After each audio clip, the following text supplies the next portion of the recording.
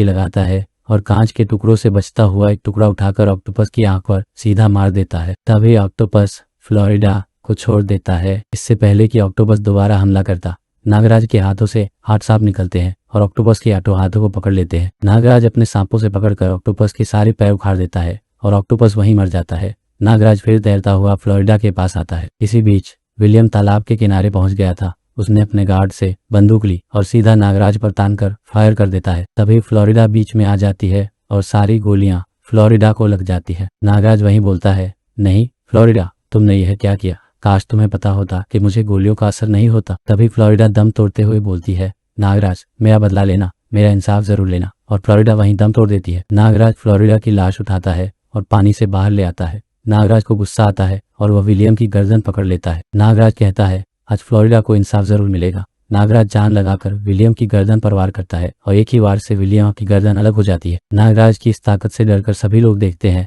इन्होंने तो मास्टर को मार दिया। तभी कुछ गार्ड बोलते हैं, चलो फायर करो, इनको मारो। तभी नागराज कहता है, ठहरो, मुझ पर गोलियों का कोई असर नहीं होता। तुम्हारा मिलिट्री हेडक्वार्टर 5 बजे फटने वाला है। तुम्हारे पास उतनी ही देर है इस जगह को खाली करने के लिए, तो यहाँ से भाग जाओ।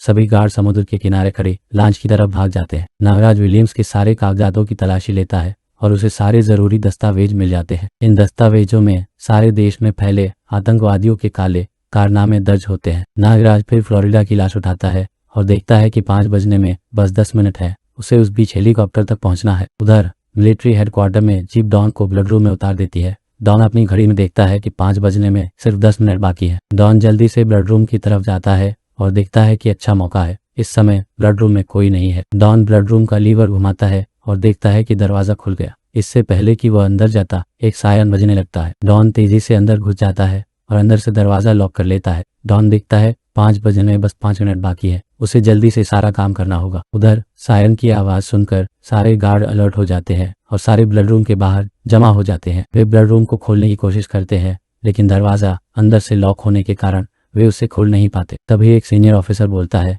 जल्दी से गैस लेकर आओ और इस दरवाजे को गैस से काटो। एक गार्ड एक गैस लेकर आता है और दरवाजे को काटने लगता है। डॉन मिसाइल लॉन्चर का रुख विलियम्स के महल की तरफ मोड़ देता है। डॉन को पता चल जाता है कि उसका दरवाजा काटा जा रहा है। तभी एक बहुत तेज आवाज आती है, बड़ाम, क्योंकि 5 बजते ही बाहर के सारे धमाके शुरू हो गए थे। रेल वाले टाइम बम फट चुके थे। तभी डॉन एक बटन पर उंगली रखकर उसे दबा देता है। उस बटन से मिसाइल लॉन्च होती है और सीधा महल की ओर जाकर फट जाती है। बाहर दरवाजा काट रहे सैनिकों को इतनी जोर से आवाज सुनाई देती है कि वे वहां से भागने लगते हैं। इससे पहले कि वे भागते, सारे गार्ड मर जाते हैं। इसी बीच दूसरा बम फटता है और पुल को भी तोड़ देता है। जो पुल महल और छावनी को जोड़ता था